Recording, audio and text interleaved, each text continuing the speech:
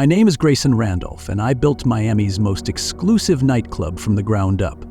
Eclipse isn't just a club, it's an empire, a playground for the rich and powerful, a place where deals are made over a glass of whiskey and fortunes change hands before the night is over. I spent years making sure no one could take it from me, no competitor, no rival, no outsider. But I never expected the betrayal to come from inside my own home. For 12 years, I had a wife who played the role of perfection. Lilian, the woman I took from nothing and turned into a queen. She had the looks, the charm, the ability to move through high society like she belonged there. I thought we were untouchable. I thought she was mine. Then I found out she was cheating on me with Casper Haid, a billionaire casino mogul who thought he could take my wife and my business in one move. They thought I didn't know. They thought they could play me. But they forgot one thing. I don't lose. And by the time this was over, they would regret ever thinking otherwise. Subscribe to the channel and turn on notifications so you don't miss new stories. If you enjoyed this one, leave a like, it really helps. And don't forget to share your thoughts in the comments. Let's discuss. The music pulsed through the walls of Eclipse, my crown jewel in the heart of Miami's nightlife. The air was thick with the scent of expensive colognes, cigars, and top-shelf liquor. Everywhere I looked, I saw what I had built. Men in tailored suits clinking glasses over million-dollar deals. Women draped in designer dresses, their laughter mixing with the bass-heavy beats spun by the city's top DJs. Celebrities, tech moguls, athletes, people who had everything, but still wanted more. And I was the man who gave it to them. They came here to be seen, to feel important, to escape. But unlike them, I didn't need an escape. Eclipse wasn't just a club. It was my empire. I stood on the private balcony that overlooked the main floor, a glass of bourbon resting against my palm. The golden liquid caught the light, swirling lazily as I tilted the glass, but my focus wasn't on the drink. My eyes moved across the crowd below, trained to catch the details that most would miss. The brief exchange of cash between a businessman and a dealer, the barely concealed tension in a handshake that would determine the fate of a multi-million-dollar investment. The quiet movements of my security team as they maintained the illusion of effortless exclusivity. I had built this world from nothing, brick by brick, and I had made damn sure that nothing slipped past me. At least, that's what I had always believed. Beside me, Lilian Randolph leaned against the balcony railing, a vision of effortless elegance. The dress she wore was sleek and black, custom-fitted, the kind of piece that wasn't bought off a rack but made to drape perfectly over every curve. Her golden skin seemed to glow under the low lights, her dark hair cascading down her shoulders in waves that had taken a professional stylist at least 2 hours to perfect. She was talking to someone, laughing, her hand resting lightly on the arm of a producer who had just wrapped some overhyped blockbuster. I watched her for a moment, taking in the way she moved, the way she commanded attention without effort. She had always been like that. From the moment I met her, she had known how to play the game. 12 years ago, Lilian had been just another face in Miami's sea of aspiring models. Beautiful, ambitious, desperate to climb higher. I had seen plenty of girls like her, but there was something about her that made me stop and pay attention. Maybe it was the way she carried herself, the way she could make a room revolve around her with a single glance. Or maybe it was the fact that she was hungry, and hunger was something I recognized. I had pulled myself up from nothing, fought for every inch of ground I had gained, and when I saw that same drive in her, I knew she was someone I could mold into a queen. And I did. I took her out of the cheap apartment she shared with 2 other struggling models, dressed her in silk and diamonds, introduced her to a world where her beauty wasn't just admired but worshipped. She became the face of Eclipse, my perfect partner, my trophy, my carefully sculpted masterpiece. And in return, she gave me exactly what I had wanted. A woman who fit seamlessly into the life I had built, who played her role flawlessly. At least, that's what I thought. Looking back, I should have noticed the signs earlier. The late nights that didn't end at my club, the whispered phone calls, the way she had started to angle her body away from me when she answered messages. I wasn't a man who ignored details, but love, or at least the comfort of familiarity, has a way of dulling instincts that should never be ignored. It wasn't until the money started moving that I really began paying attention. Lillian had always had expensive taste, but over the past few months the spending had changed. It wasn't just jewelry or designer clothes anymore. There were wire transfers to accounts I didn't recognize, purchases that didn't match up with her usual habits. I noticed luxury items being delivered to an address that wasn't ours, a penthouse in Brickell. I didn't question her at first, not because I didn't care, but because I needed to be sure. And then the final clue landed in my lap without me even looking for it. It was a slow Wednesday night. Eclipse was still packed, but I knew the rhythm of my own club well enough to tell when the night was beginning to wind down. I had wrapped up a meeting with a couple of investors, making my way toward my office, when I caught sight of Marcus, one of my top security guys. He wasn't stationed at the entrance like usual. He was standing near the bar, scanning the room like he was debating something. When his eyes landed on mine, there was a hesitation that I didn't like. Marcus had been with me for years. He knew better than to waste my time with club gossip. Whatever he had on his mind, it mattered. "Boss," he said as I approached. His voice was low, careful. I wasn't sure if I should say anything, but I figured you'd want to know. I set my glass down on the bar and studied him. "Go on," he exhaled, glancing around before speaking again. "I was out in Brickell last night, grabbed a drink with some of the guys. I saw something I thought you should be aware of." There was something about the way he said it, like he was bracing for a reaction. "What did you see?" He hesitated for just a fraction of a second before answering. "Mrs. Randolph, she was at Ilara, wasn't alone." The name of the rooftop lounge barely registered. I was already moving past it, straight to the only detail that mattered. "Who was she with?" Marcus didn't blink. "Caspar Haid." I didn't react. Not outwardly. Years in this business had taught me how to keep my expression unreadable, how to let information settle before deciding my next move. But inside, something twisted. Caspar Haid. Billionaire, casino mogul, a man who had been in my club countless times, shaking my hand, drinking my liquor, pretending we were cut from the same cloth.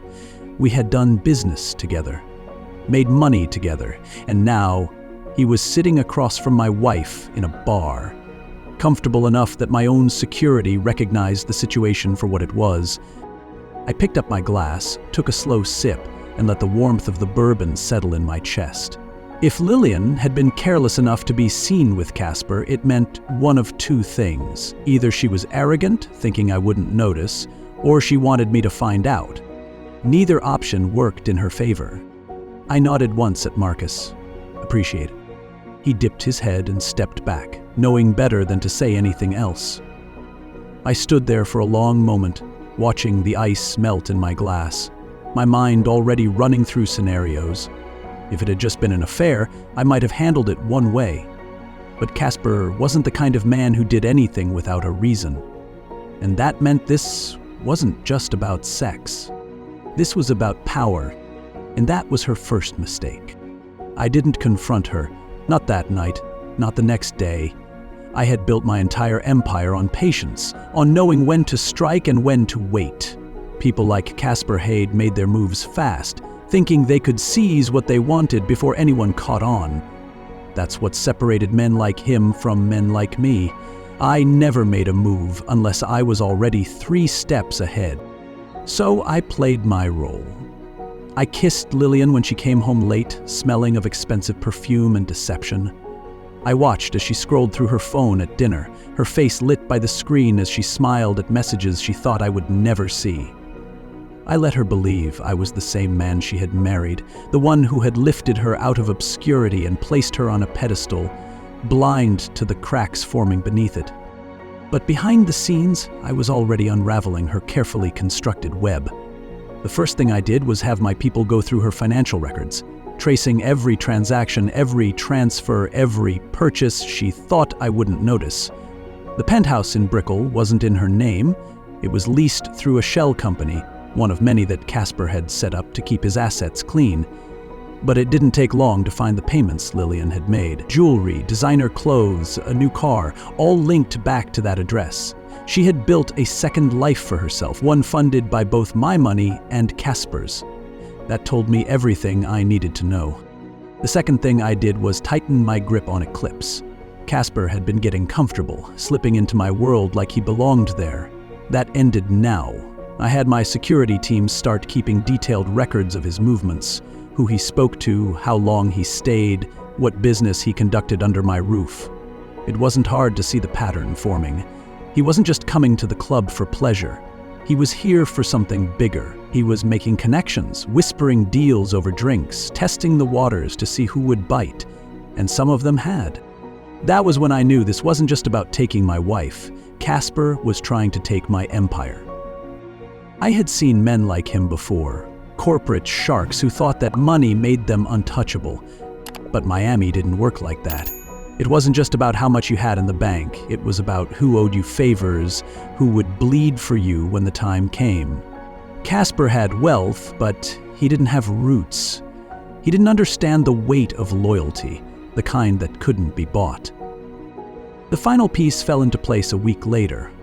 One of my bartenders, a kid named Leo, came to me after hours, nervous, shifting from foot to foot like he was debating whether to open his mouth at all. "Boss, I wasn't sure if I should say anything, but I figured you'd want to know." I sat back in my chair, watching him carefully. "You figured right. Talk." Leo swallowed hard. "Last night, Casper was here. He was talking to some of the guys, the ones who handled the high roller accounts. He was asking questions about club ownership, about your business partners. Stuff that didn't sound like small talk." I exhaled slowly, tapping a finger against my desk. "He say anything specific?" Leo hesitated. Not outright, but he was implying things, talking about how clubs like this run on thin margins, how sometimes the right investor can stabilize things. I didn't need to hear the rest. Casper wasn't just testing the waters anymore. He was making his move. I leaned forward, leveling my gaze at Leo. "You did good bringing this to me. You keep your mouth shut about this, yeah?" He nodded quickly. "Of course, boss." "Good." I reached into my drawer, pulled out a stack of hundreds, and slid it across the desk. "Now, get yourself something nice, and remember, you hear anything else, you come to me first." As he left, I sat in the silence of my office, the weight of everything settling into place. Lillian and Casper thought they were playing a game. They thought they were being careful, that their little meetings and stolen moments were slipping through the cracks. But they had underestimated me. They had mistaken patience for ignorance. I finished my drink, the ice clinking softly against the glass. I had everything I needed. Now it was time to set the trap.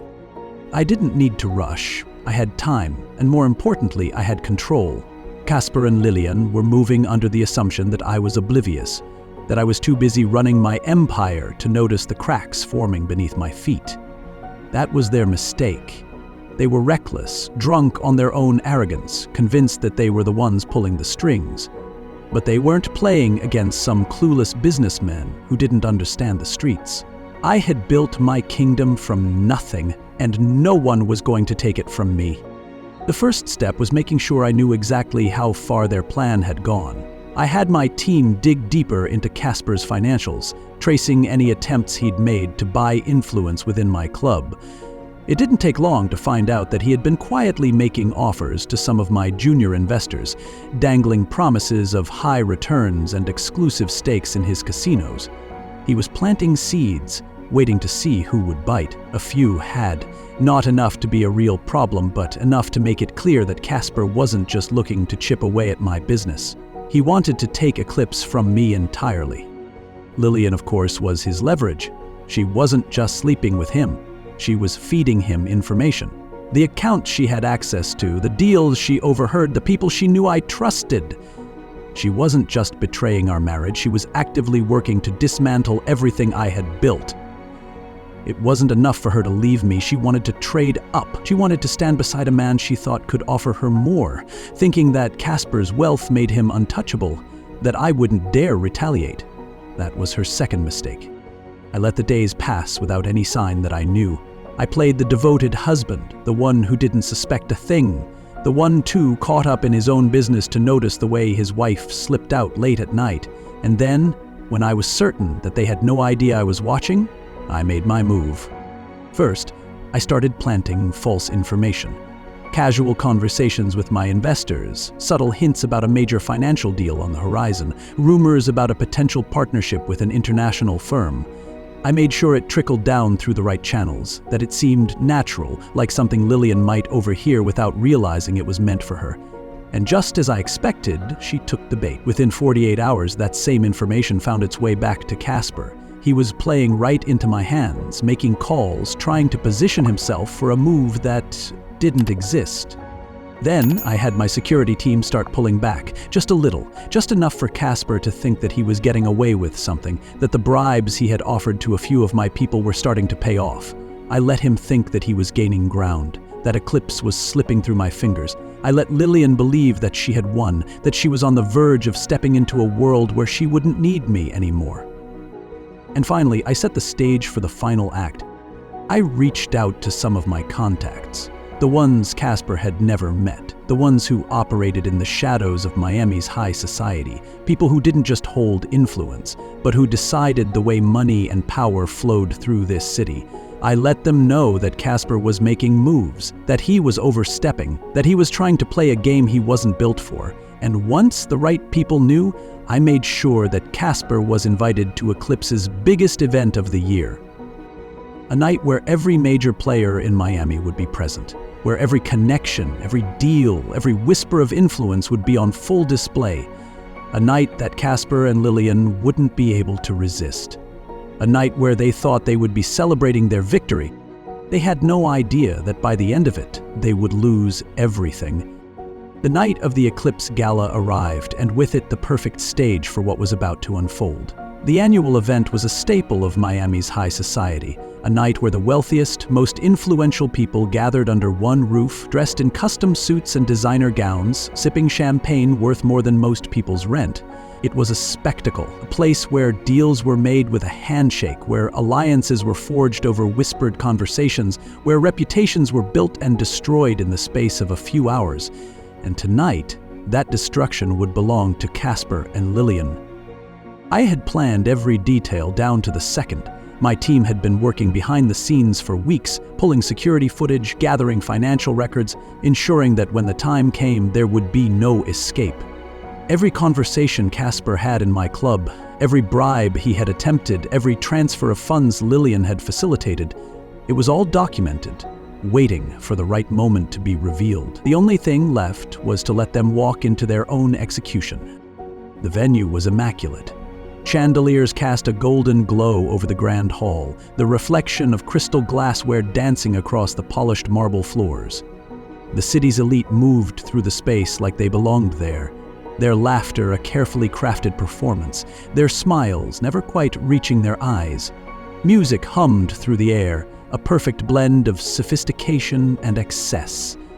It was exactly the kind of scene Casper thrived in. He arrived fashionably late, of course, dressed in a tuxedo that probably cost more than some people's mortgages, his presence demanding attention. And beside him, Lillian. She was stunning. She always had been, but tonight, it was different. There was a new kind of confidence in the way she walked, a certainty that she was finally stepping into the world she had been chasing. She didn't look at me right away, but when she did, it was with that same expression I had memorized over the years. The one she wore when she thought she had the upper hand. The same look she had probably given Casper in private, whispering to him about the empire they were about to take. I greeted them both with a smile, shaking Casper's hand like we were old friends. "Glad you could make it," I said smoothly, my tone giving nothing away. "Wouldn't be the same without you." He grinned, the kind of grin that came from a man who thought he had already won. "Wouldn't miss it," he replied. "Big night." "Huh?" I nodded, bigger than you know. Lillian slipped her arm through his, her eyes meeting mine for just a moment before she turned away. She thought she was untouchable. That was her final mistake. The evening played out like any other, at least on the surface. Drinks flowed, laughter filled the air, people danced and networked and whispered about who was making moves in the city. Casper was in his element, making his rounds, shaking hands, solidifying the connections he thought would carry him into the future. Lillian stayed close, her role already decided, her loyalty cemented in her choice. I let them enjoy it, let them bask in the illusion of their victory, let them soak in the admiration of the crowd. And then, when the night reached its peak, I took the stage. The room quieted as I stepped up to the microphone, my presence alone enough to command attention. Glasses stilled in midair, conversations halted, every set of eyes turning toward me. This was my moment, and I made sure to take my time. "Ladies and gentlemen," I began, my voice steady, confident. "Thank you all for being here tonight. The Eclipse Gala has always been a night of celebration, a night where we recognize the people who make this city what it is. But tonight is special. Tonight, we're here to honor something more, something deeper than money or status. Tonight, we celebrate loyalty, integrity, the foundation on which every empire is built." I paused, letting my words settle, watching as Lillian's smile faltered just slightly. As Casper's expression tensed for the first time that evening, they could feel it now, the shift in the air, the weight of something they hadn't accounted for. "And in that spirit," I continued, "I think it's only fair that we take a moment to recognize those who have contributed to this legacy in unexpected ways." The screens behind me flickered to life. Security footage, dates, transactions, conversations captured through hidden recordings, and in the center of it all, Lillian and Casper. Their voices, their plans, their betrayal, all laid bare for the entire room to see. Every whispered promise, every stolen dollar, every meeting where they had plotted to take what was mine. The silence that followed was deafening. The silence stretched, thick and suffocating. The screens behind me continued playing, looping through evidence so damning that even the most seasoned liars wouldn't be able to talk their way out of it. The footage showed Lillian slipping into Casper's penthouse, the timestamps making it painfully clear how long this had been going on. The audio played Casper's voice discussing my club like it was already his, talking about the investors he had swayed, the ones he was still working on, and then came the wire transfers. Money moving from accounts linked to Lillian, flowing straight into Casper's shell corporations, a paper trail of deceit and betrayal broadcasted to an audience that included some of the most powerful people in Miami. I didn't need to say anything. The evidence spoke for itself. The room, once filled with laughter and music, was now deathly still. Faces shifted from curiosity to shock to barely concealed amusement as the realization sank in. This wasn't just a scandal. This was entertainment.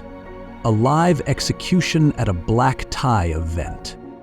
Casper was the first to react. He moved quickly, stepping forward like he could somehow control the narrative, like he could twist this into something else. "This is bullshit," he said, his voice sharper than before, tinged with desperation. "You're trying to set me up, Randolph. Everyone in this room knows how you operate. You think they don't see what this is, a power move?" I smiled, slow and easy, because I had already won. "A power move? Casper, come on. If I wanted to take you down, I wouldn't need theatrics." I gestured toward the screens. "This is just transparency, something you clearly don't believe in." Lillian still hadn't moved. She stood frozen, her face pale, her carefully crafted image crumbling under the weight of reality. She had always been good at adapting, at playing the part that best suited her needs. But now there was no part left to play, no script that could save her. She opened her mouth once, twice, but no words came. The crowd started murmuring, the shift in the air unmistakable. This wasn't just about Lillian or Casper anymore. This was about perception, reputation, power. And in this city, perception was everything. I let the tension simmer for a moment longer before delivering the final blow. "For those of you wondering what happens next," I said, casually swirling the bourbon in my glass, "let me make it easy for you. Casper, you're done. Any deals you were trying to push through? Dead. Any investors you thought were in your pocket?" I let my gaze sweep across the room, catching the eyes of the men who had already distanced themselves from him. "Gone. And Lillian?" I finally turned to her, taking my time. You don't exist to me anymore. You wanted a new life? Congratulations. You're on your own. That was when she broke. Grayson, she started, voice barely above a whisper. Please, you don't understand.